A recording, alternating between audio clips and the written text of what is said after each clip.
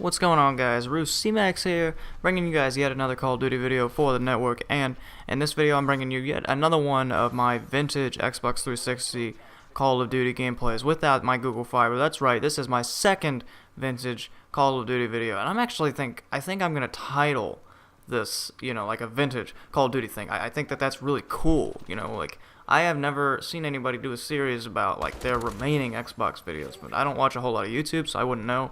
And I plan to be really active with this Google Fiber because, like I said, the only constraint that I have now is how quickly it takes me to make the video. So, commentaries and rendering.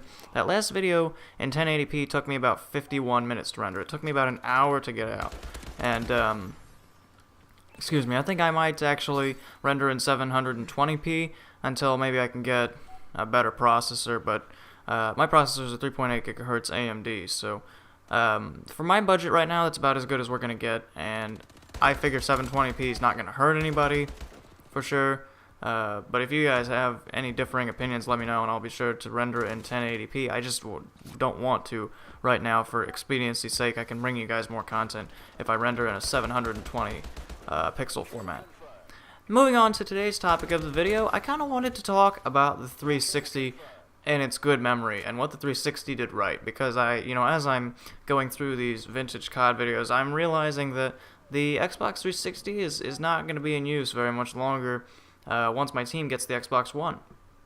And I think that's kind of sad. I might play a Country World on the 360 on Minecraft every now and then, but other than that, we're primarily going to be on the One, and it will eventually get to the point where the Xbox 360 now will be what the Xbox is to us today. Not 360, the original Xbox. Who plays an original Xbox anymore? Hardly anybody. And eventually that'll be, what the Xbox 360 is to most people. It'll be like an Xbox is to us.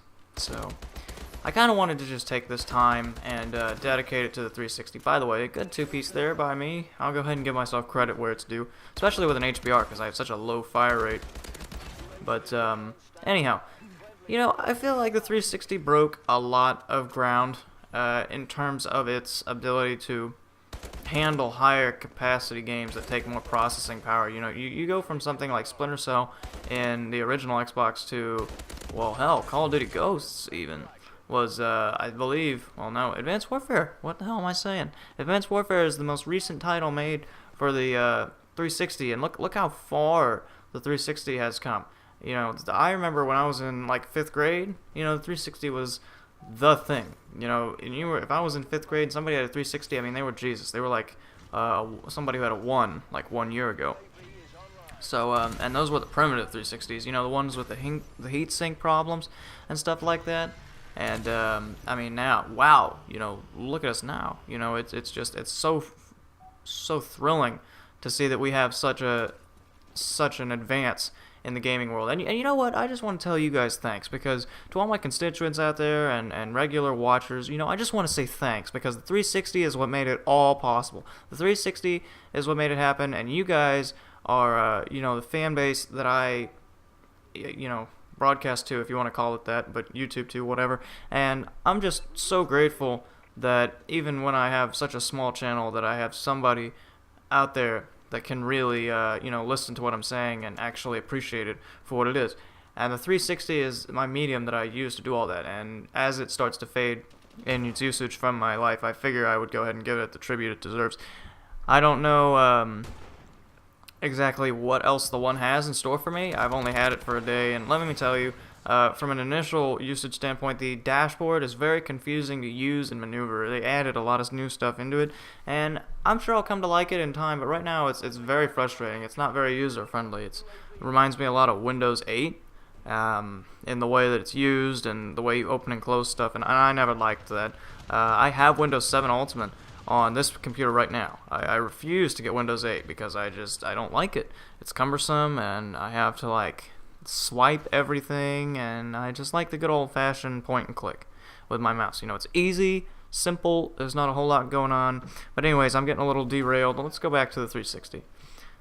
Wow. If you would have asked me 3 years ago where I thought the 360 was headed, I thought it was headed to new heights. I didn't ever foresee an Xbox One coming out anywhere near that time, and I thought that the 360 was going to remain the dominant console for at least another 5 years. I didn't think they were developing the one at that time. But the 360 was the staple console, the bread and butter of every gamer. Everybody was able to get a 360 3 years ago, and even 4 years ago, most people had one.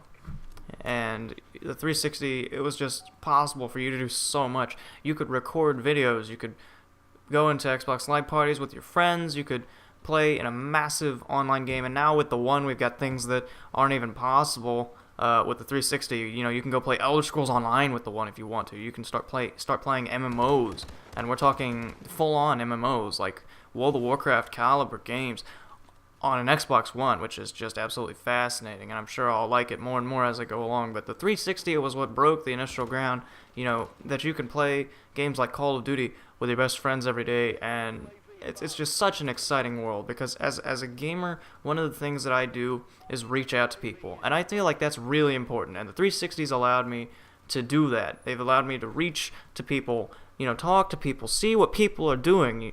That's one of my biggest loves about gaming, is that I can reach out to so many people. Now, whether those people are who they say they are or not doesn't really matter.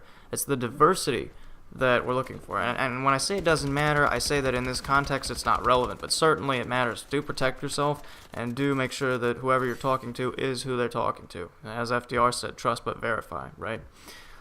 Anyway, that aside, the amount of people that you'll meet is staggering, and their personality types are staggering, and everybody has different interests, but the one thing that unites us all is this box.